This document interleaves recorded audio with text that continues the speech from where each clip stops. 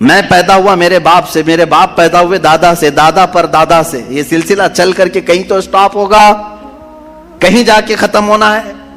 تو فلسفی اس بات کو مانتے ہیں کہ دور اور تسلسل محال ہے، یعنی کنٹینیو ایسی جاتا رہے، یہ محال ہے۔ ان کے ہاں ایسا ہے۔ میرے عزیزو، اب اگر میں ان سے سوال کروں کہ جیسے بہت سارے لوگ بھگوانوں کو بھی مان لیے، جبکہ بھگوان کی بیوی بھی ہے، بھگوان کے بچے بھی ہے اور بھگوان کا باپ بھی ہے، تو پھر اب سوال آئے گا کہ بھگوان کا دادا کون، بھگوان کا پردادا کون؟ پھر وہ نسب چلے گا، کہیں تو جا کے رکنا ہے، کہیں تو جا کے رکے گا۔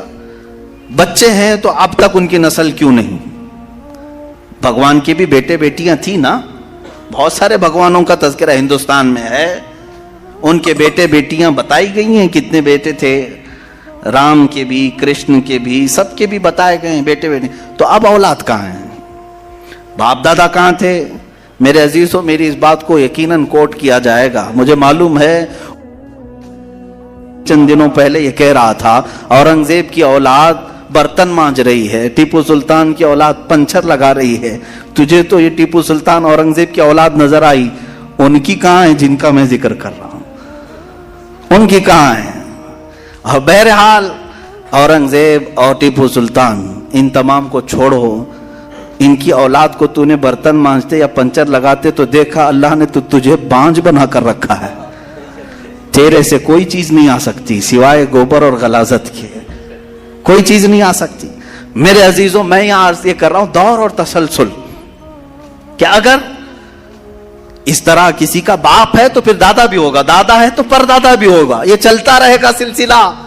یہ اسلام یہ ہے جس نے کہا قل هو اللہ احد اللہ الصمد لم یلد ولم یولد، کہو وہ اللہ ایک ہے، اللہ بے نیاز ہے، لم یلد نہ وہ کسی سے پیدا ہوا ہے، ولم یولد نہ اس سے کوئی پیدا ہوگا، اس سے کوئی لم یلد اس سے کوئی پیدا نہیں ہوا اور نہ وہ کسی سے پیدا ہوا۔ یہاں ختم ہو گئی بات۔ اب نہ میرے خدا کا کوئی باپ ہے، نہ بیٹا ہے، نہ بھائی ہے، نہ بہن ہے، کہیں یہ تصور آئے گا ہی نہیں۔ تم ہم سے یہ سوال نہیں کر سکتے کہ اللہ کے آباء و اجداد کہاں ہے، اولاد کہاں ہے۔ ہم نے خدا کو مانا ہی ایسے ہے کہ وہ جسم و جسمانیت سے بھی پاک ہے، رشتہ داری سے پاک ہے، کوئی نہ اس کا ہمتا ہے، ایک ہی سب کی سنتا ہے۔ یہ اللہ تبارک و تعالیٰ کے متعلق ہمارا یقین یہی ہے۔ عزیزان گرامی وقار، دور اور تسلسل کا جو قانون ہے میں نے یہی بتایا کہ بعض لوگ اس چیز کے ذریعے سے بھی چاہیں تو ہدایت حاصل کر سکتے ہیں کہ کہیں تو جا کے ہمیں فل سٹاپ ہونا پڑے گا، کوئی تو ہے جو اینڈ ہے، اس کو کوئی پیدا کرنے والا نہ ہو، جا کر کے تمہیں ختم ہونا پڑے گا ایک نہ ایک جگہ، کہ کوئی تو ہے جو لاسٹ ہے، اس کو کوئی نہ پیدا کیا ہو۔ اگر اس کو بھی کوئی پیدا کیا ہے تو پھر یہ بھی بات ہے کہ اس کو بھی کوئی پیدا کیا ہوگا۔ تو ہمیں ایک ایسی ذات ماننی پڑے گی جس کو کوئی نہ پیدا کیا ہو، تبھی جا کر کے ہم یہ کہتے ہیں وہ جو ذات تم جا کر اینڈ ہوگے اسی کا نام اللہ رب العزت ہے، جس کو کسی نے پیدا نہیں کیا۔ یہ اسلام کا بہترین عقیدہ ہے۔ میرے عزیزو، توحید کسے کہتے ہیں؟ اب بات آتی ہے، وجود کی بات ہو گئی، اللہ ہے اتنا تو ماننا پڑے گا، اس کے لیے تو بہت ساری دلیلیں بچے بھی پکڑ کر کے بتا دیں گے۔ ایک خاتون، ہم نے بچپن میں پڑھا تھا، ایک بوڑھی عورت چرخہ سل رہی تھی، اس سے جا کر کسی نے پوچھا کہ اللہ ہے کہ نہیں ہے، تو اس نے کہا ہے۔ کیا دلیل ہے؟ کہا یہ میرا چرخہ جو سل رہا ہوں اسی یہی دلیل ہے اللہ کی۔ کہا کہ کیسے؟ کہا یہ چرخہ، اس سے کپڑے سلتی ہوں، جب تک میں چلاتی نہیں یہ سلتا نہیں، مشین سلتی نہیں ہے کپڑے، اسی سے میں نے یہ یقین کر لیا کہ میرا چرخہ میرے چلائے بغیر نہیں چلتا، تو نظام کائنات پورا بغیر چلائے کیسے چلے گا؟ کوئی تو ہے۔ یہ ہو گئی بات وجود کی، کوئی تو ہے۔ اب آتی ہے توحید کی بات، کوئی تو ہے، اب ہمیں یہ بتانا ہے ایک ہی ہے، کوئی تو ہے لیکن وہ جو ہے وہ ایک ہی ہے۔ یہاں پر بھی ہمیں اسلام نے جو فلسفہ دیا ہے، قانون دیا، وہ بہت ہی پیارا ہے۔ اس کی وجہ کیا ہے؟ میرے عزیزو، چلو اب ہم توحید کی طرف آتے ہیں۔ توحید کہتے ہیں ایک ماننا، ایک ماننا۔ حقیقت میں دیکھا جائے تو دنیا کے اکثر مذاہب میں توحید کا شروع میں درس رہا. عیسائیت جو آئی ان میں بھی تھا، بعد میں یہ تثلیث کے قائل ہو گئے. یہودیوں میں بھی اللہ کو ہی مانتے، خدا کو ہی ماننا ہے. ہندوؤں میں بھی ایک کا ہونے کا تصور کتابوں میں ان کے موجود ہے. یہ اور بات ہے کہ انہوں نے ملا دیا، مسالے لگا دیے، الگ الگ ہو گئے. خالص جو اپنے دین پر باقی ہے الحمدللہ وہ اسلام ہے. آج اللہ رب العزت ہے اور وہ ایک ہے، ایک ہے. اس پر کیا دلیل ہے؟ اس پر بھی دلیلیں دینی ہوں گی مسلمانوں. عقلی دلیلیں بھی ہیں، نقلی دلیلیں بھی ہیں. نقلی دلیلیں ہمارے لیے، نقلی کا مطلب ہوا کسی جگہ سے ثابت ہے، قرآن سے، حدیث سے یہ ثابت ہے تو یہ نقلی دلیل. عقلی جو عقل بھی جس کو تسلیم کرے، عقل جس کو ایکسپٹ کرے، وہ کیا ہے؟ اس بوڑھی عورت کا ہی میں بتا دوں جس نے چرخہ سلا اور چرخے کو چلانے میں اس نے کہا کہ اللہ ہے، کوئی تو ہے، کیونکہ میری مشین بغیر چلائے نہیں چلتی. تو اس سے صاحب نے جس نے سوال کیا پوچھا کہ اچھا ہے تو کیا وہ ایک ہے کہ دو ہے؟ کہا نہیں ایک ہی ہے. کہا وہ کیسے؟ کہا دو ہو تو دیکھو تم سامنے بیٹھو، ادھر سے چلاؤ، میں ادھر سے چلاتی ہوں. پھر کپڑے کی کیا درگت بنتی ہے؟ تم اپنی طرف کپڑا کھینچ رہے ہوں گے، میں اپنی طرف کپڑا کھینچ رہی ہوں گی. اس سے میں نے یہ یقین کر لیا میرے کپڑے کو سلنے کے لیے میرے چرخے پر ایک ہی کا ہونا ضروری ہے. دو بیٹھیں گے تو کپڑا پھر پائجامے کی بجائے کرتا ہو سکتا ہے، کرتے کی بجائے ہو سکتی ہے، کچھ بھی ہو سکتا ہے، کچھ بھی سل جاتا ہے. تو دو لوگ ایک مشین کو سلنے جائیں تو نظام درہم برہم ہو سکتا ہے. تو ایک پورے کائنات کا نظام اگر دو لوگ چلانے لگیں تو ایک دن ایک کہے گا نہیں میں آج بارش برساؤں گا، دوسرا کہے گا نہیں میں آج دھوپ ڈالوں گا، تیسرا کہے گا کہ نہیں میں آج چھاؤں ٹھنڈی پیدا کروں گا. تو یہ تو انہی کے درمیان جھگڑا ہوتا رہے گا. اسی لیے قرآن نے بھی کہا لو کان فیہما آلہۃ الا اللہ لفسدتا، اگر ان کائنات میں زمین و آسمانوں میں خدا کے علاوہ دو ہوتے تو ضرور اس میں فساد ہوتا، ضرور اس میں نظام درہم برہم ہوتا. میرے عزیزوں یہاں دیکھ رہے ہیں ہم بہت سارے نظاموں کو، کمیٹی کا مسئلہ ہے، مسجد کا مسئلہ ہے، بہت سارے چیزیں دیکھیں. صدر صاحب کچھ اور کرنا چاہتے ہیں، نائب صدر صاحب کچھ اور کرنا چاہتے ہیں، سیکریٹری کچھ اور کرنا چاہتے ہیں. حکومت میں جائیں پرائم منسٹر کو اور چاہتا ہے، ہوم منسٹر کچھ اور کہتا ہے، اس کی تو بڑی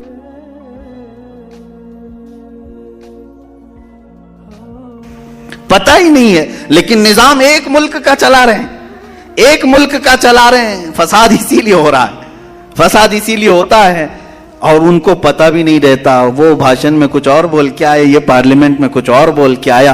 یہ سب ہماری مثالیں جو میں آپ کو پیش کر رہا ہوں دیکھ کر کے سمجھنے کے لیے. ایک سے زیادہ جب ہوتے ہیں تو عقلوں کا ملنا ضروری نہیں، ہر ایک کی عقل الگ الگ چل سکتی ہے. اب آئیے کوئی کہہ سکتا ہے نہیں بھائی اتحاد سے بھی تو کام ہو سکتا ہے، یونٹی سے بھی تو کام ہوتا ہے، کچھ جگہ ہوتا ہے نا. کوئی اگر کہے کہ خدا ایک نہیں دو ہیں اور دونوں مل کے کام کرتے ہیں، دونوں مل کے کام کرتے ہیں، تو اب میں آپ کو کہتا ہوں ایک نمبر والا خدا وہ کہتا ہے آج بارش برساؤں گا. 2 نمبر والا اگر اتحاد کرتا ہے اور کہتا ہے کہ نہیں ہاں تو جو کرے گا وہی میں کرتا ہوں، تو یہاں پر قانون یہ تفسیر میں فرمائے گا دوسرا والا تو عاجز ہو گیا، وہ مختار نہیں ہے پھر فیصلہ لینے میں. اور عاجز جو ہوتا ہے وہ خدا نہیں ہوتا. خدا وہی ہوتا ہے جو مالک و مختار ہے، جو خود فیصلے لے گا اور اس میں کسی کو شریک نہیں کرے گا. تو اگر دوسرا والا مان گیا اس کی تو وہ خدا عاجز ہو گیا، اس کی اپنی نہیں چلی. دوسرے دن دوسرا چلایا اور پہلے والا راضی ہو گیا تو پہلا عاجز ہو گیا. تو خدا عاجز نہیں ہو سکتا. یہ ہمارا عقیدہ ہے. خدا وہی ہے جو قادر مطلق ہے، قادر مطلق ہر چیز پر وہ خود فیصلے لیتا ہے، خود ہی اختیار رکھتا ہے. الحمدللہ اسلام کو اتنا پاک و صاف رکھا گیا ہے. خدا کا جو عقیدہ ہے ہمارے ہاں، عقیدہ توحید ہے، وہ انسان کے ذہن کو بھی پاک و صاف کرتا ہے، انسان کا ذہن بھی پاک و صاف رہتا ہے. اگر عقیدہ توحید تمہارا ہٹ گیا، میرے عزیزو توجہ چاہتا ہوں، توحید عقیدہ سمجھ گئے، اللہ کو ایک ماننے کا عقیدہ اگر ہٹ گیا تو پھر انسان اتنا ذلیل ہوتا ہے کہ پھر وہ ہر چیز کو خدا ماننے لگ جاتا ہے، چاہے وہ چوہا ہو کہ بلی ہو کہ سانپ ہو کہ مچھر ہو، کسی کے بھی سامنے جھکنے لگ جاتا ہے. توحید کا عقیدہ اگر ذہن سے ہٹ گیا، اللہ کو ایک اور بڑا ماننے کا عقیدہ ہٹ گیا، تو ہم نے ان لوگوں کو بھی دیکھا ہے جو عورتوں کی شرمگاہوں کو بھی عبادت کرتے ہیں، بہت ساری غلاظتوں کو بھی پوجتے ہیں۔ میرے عزیزو، یہ کب آتی یہ چیز؟ جب عقیدہ توحید انسان سے ہٹ جاتا ہے تو وہ بہت ہی نیچے گر جاتا ہے۔ اللہ تعالیٰ نے ذہنوں کو پاک رکھنے کے لیے یہ ہمیں کتنا بہترین عقیدہ دیا ہے، اور وہ ایک ہے، اور الحمدللہ مسلمان اسے آج بھی ایک ہی مانتے ہیں۔ کئی چیزیں ہیں، میں یہ علم الہیات پر آج بات کرنا چاہتا تھا۔ پہلے وجود باری تعالیٰ، اور دوسرے اللہ کے ایک ہونے پر سب سے بڑی دلیل یہ ہے، ایک سے زیادہ ہوں گے تو نظام درہم برہم ہو سکتا ہے، اور اب تک نظام درہم برہم نہیں ہوا، اس کا مطلب ہے کہ ایک ہی چلا رہا ہے۔ سورج کو جس طرح سے اس نے سالوں سے چلایا ہے، چاند کو جس طرح چلایا ہے، موسموں کا آنا جانا، قرآن خود یہ کہتا ہے، میں نے آیت خطبے کے بعد یہی تلاوت کی، ان فی خلق السماوات والارض واختلاف اللیل والنہار، بے شک زمینوں کی پیدائش میں، آسمانوں کی پیدائش میں، اور رات و دن کے آنے جانے میں تمہارے لیے بہت بڑی نشانیاں ہیں، کہ ایک ہی ہے جو اس کو اپنی مرضی سے بنایا ہے۔ عزیزان گرامی وقار، ہندوؤں میں بھی ایک ہونے کا عقیدہ تھا کہ ایک خدا ہے۔ بہت ساری کتابیں ہیں جس کو میں نے پڑھا ہے، جس میں کہا گیا ہے سنسکرت میں کہ وہ ایک ہی ہے، لیکن ہوا یہ کہ بعد میں ان تعلیمات میں مکسنگ کیسے آئی؟ جیسے ہمارے ہاں فرشتوں کا تصور ہے، جبرائیل ہیں، میکائیل ہیں، اسرافیل ہیں، اسرائیل علیہم السلام، جو ملائکہ ہیں، وہ اللہ تبارک و تعالیٰ نے انہیں مختلف کاموں پر لگایا ہے۔ میکائیل علیہ السلام بارش برساتے ہیں، روزی پہنچانے کے کام میں ہیں، اسرائیل علیہ السلام روح نکالتے ہیں۔ تو ان ملائکہ کو جس طرح سے ہمارے ہاں تصور دیا گیا، اللہ کے فرشتے، تو ان لوگوں نے ان دوسرے کاموں کو دیکھ کر ہر ایک چیز کا الگ الگ خدا بنا لیا۔ ہواؤں کا خدا الگ، بارش کا خدا الگ، آگ کا خدا الگ، پانی کا خدا الگ۔ یہاں پر دھوکہ کھا گئے، وہ خدا نہیں ہے، وہ خدا کے فرشتے، اللہ تبارک و تعالیٰ نے جن کو ان کائنات کے کاموں پر لگایا۔ ہمارا عقیدہ میں بتا رہا ہوں۔ عزیزان گرامی، یہاں پر میں یہ باتیں اس لیے عرض کر رہا ہوں کہ سب سے پہلے وجود باری تعالیٰ اللہ ہے، دوسری چیز وہ ایک ہے۔ اب تیسری چیز آتی ہے جس کے متعلق آج کے بہت سارے دہریے سائنس کے اسٹوڈنٹ وہ کہتے ہیں، اگر ہے مان لیا، ایک ہے مان لیا، دکھتا کیوں نہیں ہے؟ یہ بھی سوال ہے۔ ہمارا عقیدہ ہے نراکار ہے، اور وہ آکار مانتے ہیں۔ بعض لوگ ان کے ہاں بھی ہے جو خدا کو نراکار مانتے ہیں کہ وہ نہیں دکھ سکتا۔ میرے عزیزو، یہ جن لوگوں نے ہم سے سوال کیا کہ پھر وہ دکھتا کیوں نہیں، اس کے لیے میں جواب یہ بتاؤں گا کہ اگر انسان جس طرح سے آج پیدا کیا گیا، جتنی اس کے اندر کمزوریاں ہیں، انسان کی آنکھوں میں پورا کا پورا سورج نہیں سما پا رہا ہے۔ کڑی دھوپ میں سورج کو کیوں نہیں دیکھتے؟ وہ تو دکھ رہا ہے نا، تو دیکھو 1 گھنٹہ دیدار کرو، درشن کرو سورج کی، کیوں نہیں کرتے؟ آپ کے اندر تاب و طاقت نہیں ہے۔ سورج کروڑوں میل دور ہے، اس کو آپ پورے طور پر اپنی آنکھوں میں نہیں لے پا رہے ہیں۔ تو یہاں سے تم سب کو پتا چلا کہ میری آنکھیں کمزور ہیں، دنیا کی بڑی چیزوں کو میں سما نہیں سکتا۔ تو یہ تو سورج کے بارے میں کہہ رہا ہوں، جو رب ذوالجلال کی ہزاروں نہیں کروڑوں تخلیقات میں سے ایک ذرہ ہے۔ اس ایک ذرے کو ہماری آنکھیں نہیں سما پاتی، تو پورے کائنات کے خدا کو، رب ذوالجلال کی تجلیات کو کیسے سما پائیں گے؟ آنکھوں میں کیسے اسے سما سکتے؟ اسی لیے اللہ نے قرآن میں فرمایا لا یدرکہ الابصار، اس کو کوئی آنکھ گھیر نہیں سکتی۔ وہ کیوں؟ سوال بھی تو ہے کہ اگر گھیر لے آنکھیں، ہو کیا جاتا اگر اللہ کو دیکھ لیتے؟ تو اس کے متعلق فلسفی طور پر بھی اور اسلامی طور پر بھی میں بتاؤں، میرے عزیزو، عقیدہ ہمارا یہ ہے کہ اللہ، اس کا کوئی سائز نہیں، اتنا چوڑا، اتنا اونچا، اتنا لمبا، اتنا چھوٹا، یہ چیز ہے نہیں، ہم اس کو مان نہیں سکتے۔ تو جب آنکھوں میں تمہارے کوئی چیز آئے گی تو وہ سائز والی ہی آئے گی، کچھ تو سائز ہوگا اس کا، چاہے وہ 100 کلومیٹر والا ہو، اگر آنکھوں میں آ گئی تو سائز بن گیا، اور جس چیز کا سائز بن گیا وہ خدا ہو نہیں سکتا۔ ہمارے ہاں یہ عقیدہ ہے کہ اللہ تبارک و تعالی جسم و جسمانیت سے پاک ہے، مکان و مکانیت سے پاک ہے، اس کی یہ تمام چیزیں ایسی نہیں جس طرح انسان کی آنکھ، ہاتھ، پیر، منہ، پیٹ، یہ تمام چیزوں سے وہ پاک ہے، وہ جیسا ہے وہ اللہ بہتر جانے۔ لیکن انسان کی دنیا میں آنکھیں اس چیز کو سما نہیں سکتی، اور جو چیز اس کی آنکھوں میں سما گئی وہ خدا ہو نہیں سکتی۔ اس کے لیے ایک فارمولا میری طرف سے لے کر کے جاؤ، جس چیز کو بھی دیکھا کسی نے دنیا میں سوائے رسول اللہ کے، میرے آقا صلی اللہ علیہ وسلم ایکسیپشن میں بتا رہا ہوں، حضور کو چھوڑ کر کے پوری کائنات کی بات کر رہا ہوں، جس نے کسی چیز کو دیکھا وہ خدا ہو نہیں سکتا۔ ام المومنین عائشہ صدیقہ نے بھی فرمایا ہے کہ جس نے بھی یہ کہا کہ خدا کو یہ دیکھا ہے ظاہری آنکھوں سے، کھلی آنکھوں سے، وہ سب سے بڑا جھوٹ بولا ہے، دنیا کا سب سے بڑا جھوٹ بولا اس نے۔ اب یہ بات میں اس لیے عرض کر رہا ہوں کہ ہو سکتا ہے تمہارے تک بھی آ جائے وہ بھیجے میں خدا دکھانے والے پیر صاحب۔ ہاں کچھ لوگ خدا کو دکھا کر کے مرید کرانا چاہتے ہیں اور تانا مارتے ہیں، ارے میاں ہم تو دکھا کے مرید کرتے ہیں۔ دکھا کے کس کو؟ بکرے کے بھیجے میں دکھا کر کے۔ میاں ان کو یہیں خدا مل رہا تھا، معاذ اللہ رب العالمین، کلیجے میں نہیں، پھیپڑے گردے میں نہیں۔ جس چیز کے کھانے کا شوق پیر صاحب کو ہوا وہاں خدا دکھانا شروع کیا۔ نعوذ باللہ من ذالک، استغفر اللہ۔ یہ نہایت ہی جہالت ہے اور زندیق لوگ ہیں۔ میں آپ سب سے یہ کہنا چاہوں گا جو اس طرح کی بات کرے اس سے یہ کہو کہ پیر صاحب بڑے ہیں کہ موسیٰ علیہ السلام بڑے ہیں؟